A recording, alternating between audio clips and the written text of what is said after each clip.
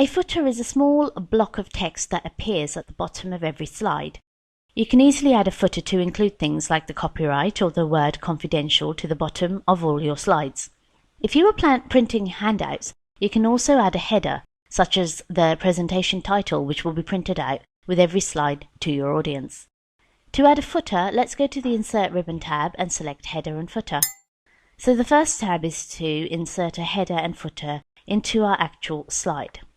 Now we have a couple of options. We can include the date and time, slide number, or our own footer. We can also add all three of these things.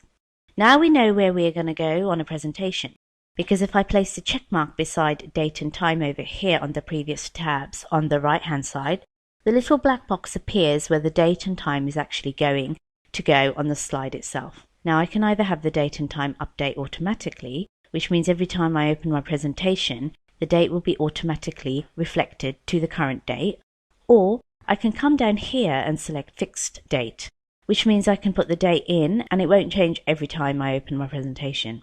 Now this is useful if I want the date to be the date I actually created the presentation, not when I'm actually giving the presentation. I can also come down here and insert the slide number. As I can see from the Preview tab, this is going all the way to the right, and then I can also add a custom footer if I want, for even the word confidential or everything. I can also select Don't Show on Title Slide. If I want my title slide to be nice and pretty and free of any footers, I can come up here to the Notes and Handouts tab, and I can get one more option. I can also add a header. I can place a check mark beside this and put in whatever I want, such as New Hire Guide, which is the name of my presentation.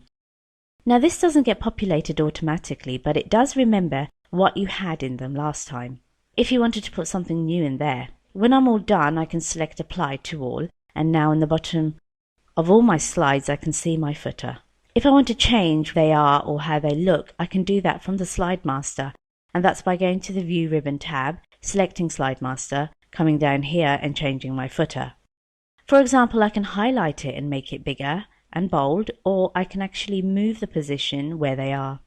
For example, I can bump it over a little bit like we did last time. My slide number, I can move that over too. That's up to me. When I'm done, I can select Close Master View, and now my footers have been changed at the bottom of all my slides. At any time, if I decide that I don't want a footer anymore, that's totally fine. I can go back to the Insert ribbon tab, select Header and Footer again, and simply uncheck anything that I don't want. For example, maybe I don't want the slide number. I can click Apply to All, and my date and confidentiality statement still stays, but the slide number is gone. Another great feature about using footers in your slides is that every year you can update these slides to reflect any business changes in the content, and then simply change the copyright date.